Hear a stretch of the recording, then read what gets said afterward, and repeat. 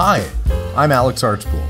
I've been buying and selling antiques since I was a kid.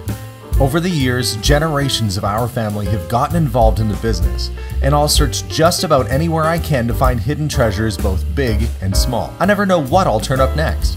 It's about exploring new places, seeing new sights, and having fun. And even though sometimes I get over my head, we try and make things a little better along the way. This is Curiosity Inc. Hi guys, and welcome to today's episode. Well, I'm comfy at home in my office right now, but I have the itch to work on a vehicle, and I had just the right kind of vehicle cross my path not that long ago, and I decided to pick it up, but it needs some TLC, it needs some work. It's been off the road for about 8 years. None of this will surprise any of you that watch my channel regularly, but I've been wanting to do sort of a retro refit on a car to bring back some heritage sort of design, and I have just the right car that I saw at the dealership. Well, let me show you, because, well, I think it's gonna give me a little design inspiration, and, well, I don't know. It's this, which is a 2023 Porsche Heritage Series. It has the turbo engine. It's over 500 horsepower. And they have got the gumballs, the little circles on the door with the number 10, the Porsche script on the bottom, Fuchs inspired or Fuchs looking rims, which gives you that retro sort of vibe. I really like the interior. It's got the houndstooth check on the lower portions of the seats. They got a little bit of splash of that on the door panel. The sort of, I want to say tapioca colored interior, kind of a nice brown caramel leather. And then the back seats are done too.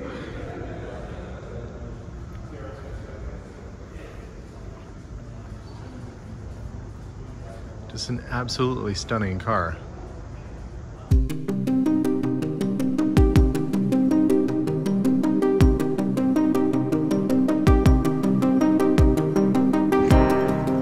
Okay, well, that is an absolutely stunning and beautifully designed retro Porsche.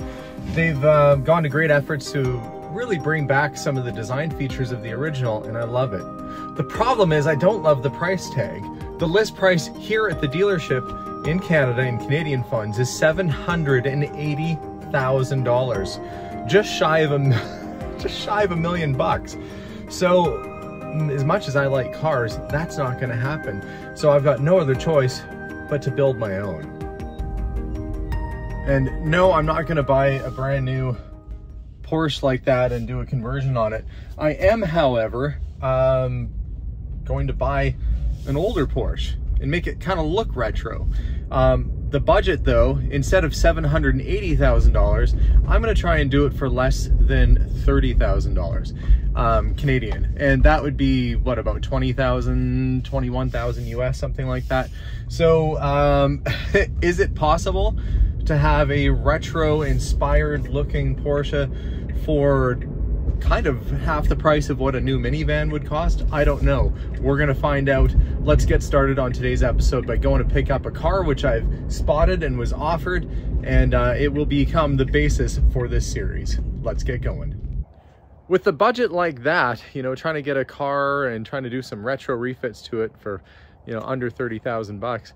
It might sound like a lot of money to play with, but really it's not. You know, you start getting into things like paint, tires, rims, all that kind of stuff, and if it needs engine repair, well, it starts to add up in a hurry. So needless to say, there weren't a whole lot of cars out there in that price range, but I did find one that I was able to pick up for 12,000 US dollars, or just over, I guess it'd be right around 17,000 Canadian. It's a crazy difference in value between Canadian and US right now, by the way, but let me show you what I got. I picked up this. It is a 2000 Porsche 911. It's the 996 model. It's a Carrera 4, which means it's all-wheel drive, and I bought it off of the second owner. Now, all those things sound pretty good, and you might be looking at it going, that car looks decent. I don't know what you're worried about. Well, a couple things. One, the rims and tires that are on it right now, these rims aren't something I'm interested in keeping on the car because I want to go for more of a retro look. So the rims and tires that are on there aren't going to do me any good. So those will go. It's going to need a complete paint job. Why you ask? You might say, oh, it doesn't look that bad. When you start to get up close to it, you can see, I don't know if you can see in the light, but they actually had a little bit of a whoopsie and backed into their garage door at one point. There's a bit of a dent right here that needs to be straightened.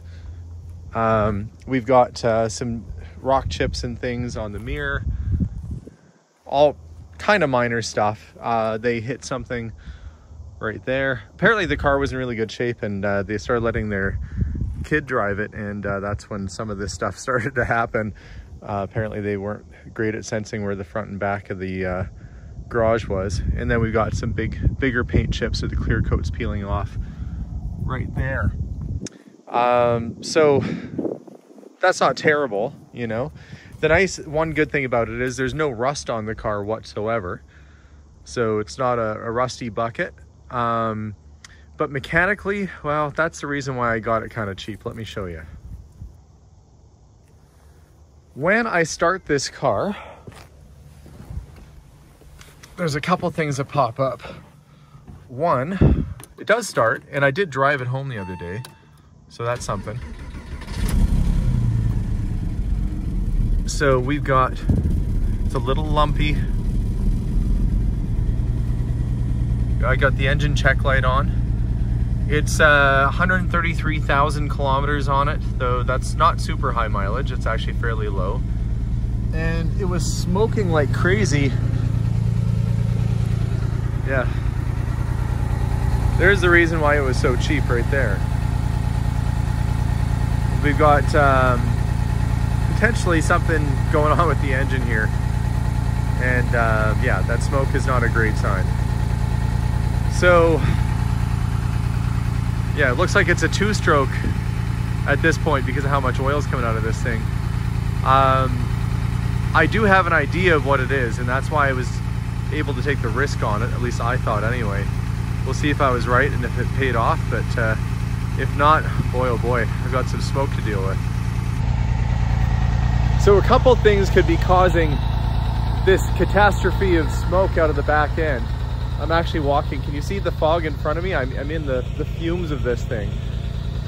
This car just had what's called the CCV valve replaced because it was allowing oil to bypass into the pistons. Now, this might be residue left over from that change being done. The other thing is it's running on approximately 8-year-old gasoline, and that's not great for a vehicle.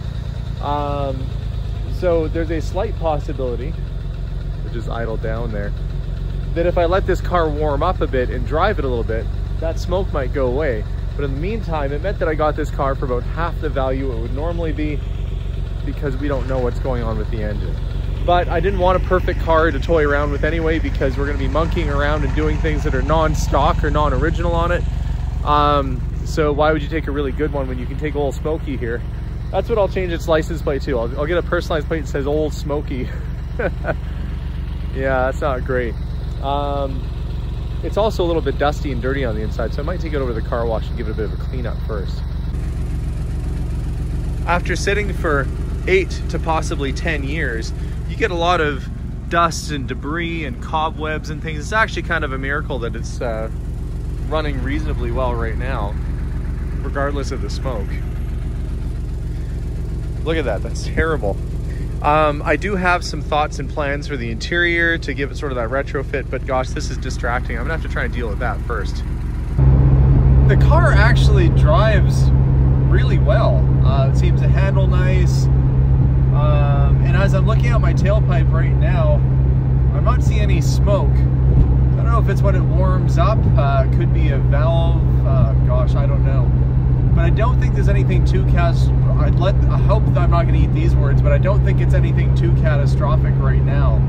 I should check and see what works on this thing too. I'll wash the car up first. I hate working on a dirty car, so I'll get it all cleaned up and then we'll go through it and see exactly what this thing needs.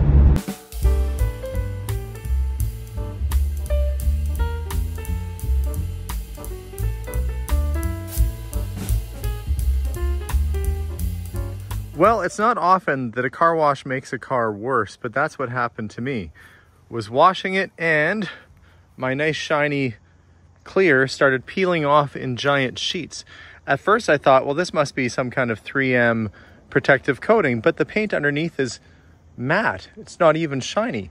So I don't know exactly what I'm dealing with, but if the whole car is covered in this stuff, it's going to make it very challenging. Look at that. What do you guys think? 3M or something? But then why would it be so dull underneath? It could make refinishing the car a big hassle because you'd have to strip that entire plastic layer off. Whatever happened to good old-fashioned paint? That's what I want to know. Anyway, I got to figure out how to get the rest of this off. I'm sure paying the body shop to do that is going to be a bit expensive. One more thing. But on the plus side, let me show you the exhaust now. After putting fresh gas in and taking it for a bit of a drive, the smoke out of the tailpipe is pretty much all but gone. I'm not fogging out the neighbors anymore. You guys saw how bad that was just 30 minutes ago. So I'm hoping that it was either residue or bad gas or something. I guess we'll see. I'll have to run it for a while before I'll know for sure. But I got to figure out what to do with this paint chipping problem. And I don't know if the paint on the rest of the car is all like that or if that was just on the hood. Well, although the car is cleaner and it seems to be running much better and not burning oil right at this moment, there was a lot of drama with this hood. You can see how much of that has actually come off with the water, almost the entire finish. Just a little bit remains near the top. And I don't think it was a 3M finish. I think it was just a really thick, poorly applied clear coat that peeled off like crazy. And I'm worried that I'm going to run into that with the fenders. Come Monday morning, I'm going to take it into the shop and get an estimate on getting the car repainted. It does need it, and that's currently one of the worst things about it. I mean, these rims are not very nice, but again, those aren't the rims going back on the car, so I'm not too worried about that. But to turn this turd into a shiny penny, is that what we do here? I guess that's what we're doing here today. It is going to need a paint job. And then I'll carry on with the interior work, which the interior is not terrible. It's actually not bad. Little bit of dye has come off on the seat there, so let's see if I can deal with that. But I want to get the inside panels redone in the houndstooth. That's purely cosmetic. Again, these seats don't really need to be reupholstered. A little dye would fix that, and honestly, that'd be a savings, but I just really want to do something a little bit different. I'm not doing a restoration on this car. It seems like it's far too new to do that. This is going to be hopefully something I can be proud to look at and know that I added my own special flair and special touch to. But for now, gosh, I got to get it into the shop and get a quote on getting this thing painted and see if it's going to push me way out of budget or not. Incidentally, the Porsche 996 and the Boxers of this era have long been considered sort of the ugly duckling of the Porsche family. The headlights, they referred to when the car first came out as a fried egg design because it looks like kind of a like an egg that's been broken open. But the reason they did that was significant. Porsche was having a lot of problems financially at the time and they didn't want to go out of business. So they had to come up with a brand new car that had interchangeable parts. So the front end of this, the headlights and so forth are the same as on the Boxer, which was a big savings for them. The other thing is that this 996 is the first time that they went to a water-cooled engine. And in fact, all subsequent Porsches since then have been water-cooled. But a lot of people at that time were not happy about the decision to go with the water-cooled engine. So kind of unloved by purists at the time and considered an ugly duckling. It's very understated. The lines, the sides, there's not a lot going on in terms of body lines on the side. It's almost, I think they call it like the flat side. But they're becoming collectible. And cars like this now are approaching 25 years old. This car itself is 23 years old. It was probably sold in 99, so really 24 years old. But it's the year 2000, and yeah, 25 years or older, it's considered a classic. So this car is now entering classic territory, which in my mind means it's worth saving. And this, I kind of found it at, I don't want to say the end of its life, but nearing the end of its life. But it shouldn't be, should it? I don't think so. Let's get a quote from the paint shop and see what they say. I was out and about running errands, and for various reasons I'm wearing a suit today. And I just got a phone call from the body shop saying that they've started work on the Porsche, so we're gonna head over there and have a look and see how it's progressing. I'll try not to get myself too dusty, but I am very excited to see the progress that's taking place and how this car is gonna turn out. I have a vision in my mind. I'm hoping it's gonna match that vision, but let's go see what they're up to. So there it is in progress, starting to sand out some of the issues. We saw the clear coat had peeled off the front, and it's just basically work is starting to commence. So luckily, again, this isn't a rusty vehicle, but we got the tail lights out. The back end is coming together, and work, I can see they've got it marked off where the dent was, and the roof being worked on as well. So, you know, that's the thing, is if you have a nice car like this and you don't take care of it, you're going to run into issues. But gosh, is it ever nice to see it being worked on and coming together.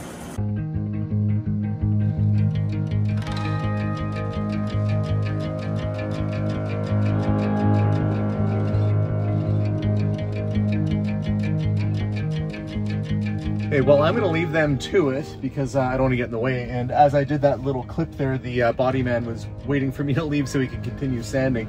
But I am glad that it's underway. That should work out well for the timing for everything else, because I have yet to hear back on the rims that my friend has, but I think they'll be done soon. And everything should time out nicely to get this car put back together. And there it is, back from the paint shop, looking all shiny. No more is there peeling paint on the hood.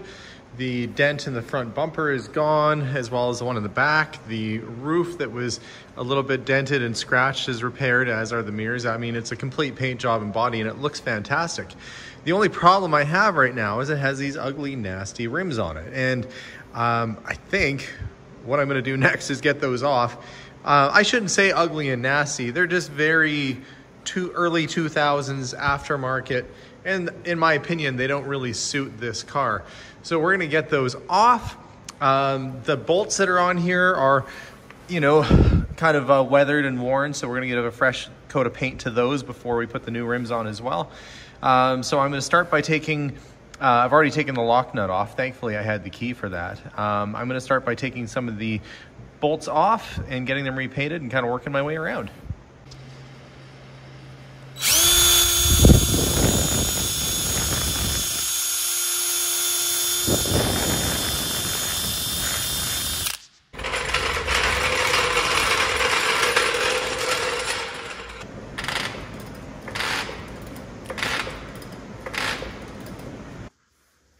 Next up, I picked up the old school sort of retro 70s graphics that say Carrera.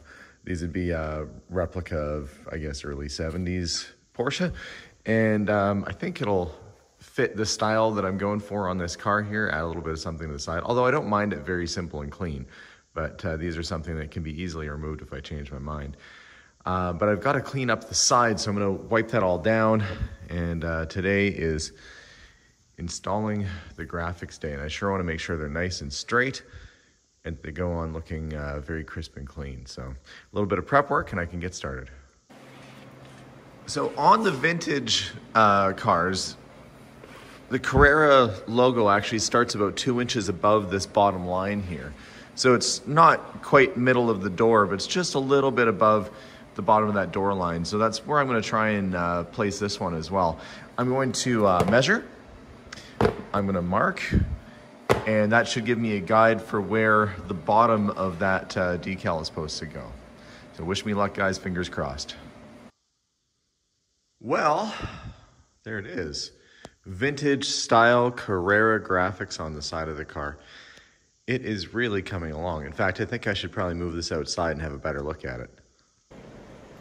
With the rims on and the decals down the side, it was time to detail under the hood. So I've got to wipe down in here a little bit. All this gray plastic, or this I guess black plastic, is dusty and dirty to be expected. So we're gonna give that a wipe down.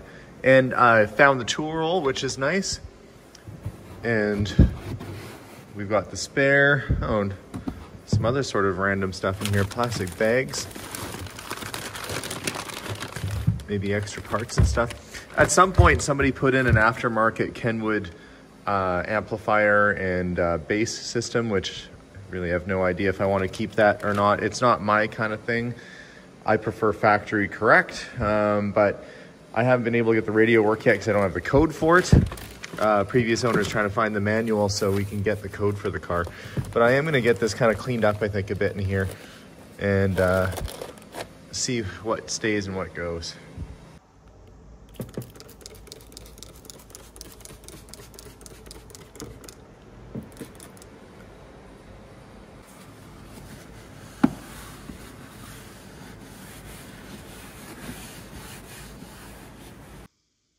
Well, that is monumentally better in here.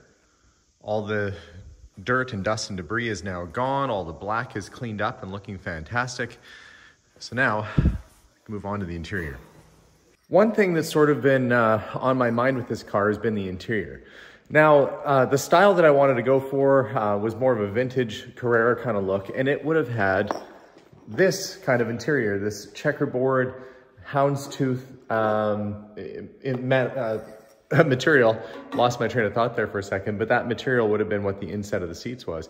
And I did buy the material to get it done. However, the interior is really not that bad in this car. And really everything I've done so far to the vehicle has made it just a little bit better. And this wouldn't really make it better. It would just make it different. And that's not bad, but that's spending money for no reason at all. And I might do it at some point, but for now, I'm going to re-dye the leather in the patch that was worn off, and I think just live with the interior the way it is because it's actually pretty good.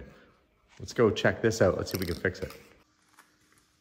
See, the seats are actually pretty decent. There's no rips, no tears. There's just a little bit of wear right there where the black finish has started to come off. It's not worn through or anything.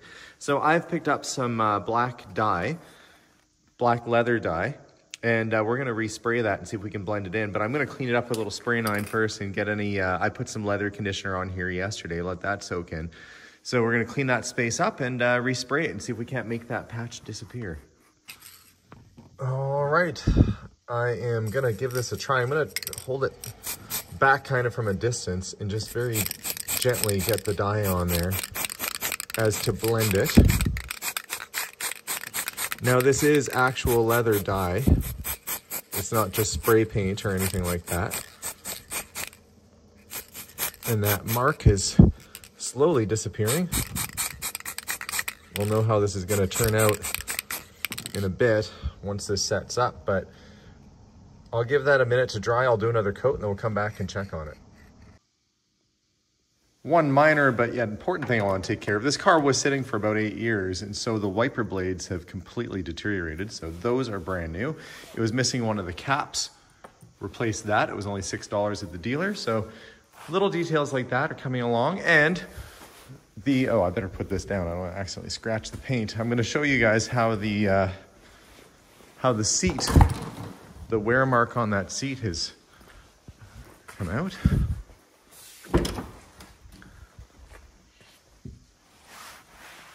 It's gone. No more worn spot. It's all back to normal again. And the interior is looking nice. So, we'll Windex the windows, clean it up, and we'll pull it outside and see what we did. All right, let's see how she looks. Oh, my shadow is cast upon it a little bit, but gosh, that paint job turned out nice. Those rims really set the car off. The Carrera decals down the side look fantastic. I'm just waiting on the Carrera 4 logo to come back for the back of it. But this is a lovely looking 911. In fact, I really like it. I really like it a lot. I think this thing turned out much better than I could have hoped or that I was expecting. And I cleaned up all the door jambs. Everything is nice and crisp and clean again. The wear mark on the seat is gone. Interior looks great. The smoking issue that I had when I first got it went away. I don't know if that's because it was, I think it's because it was sitting for so long and probably had really old gas in it. But this thing is a hot looking car, if I do say so myself. I like the clean lines of the 996. Really pretty pleased with this altogether.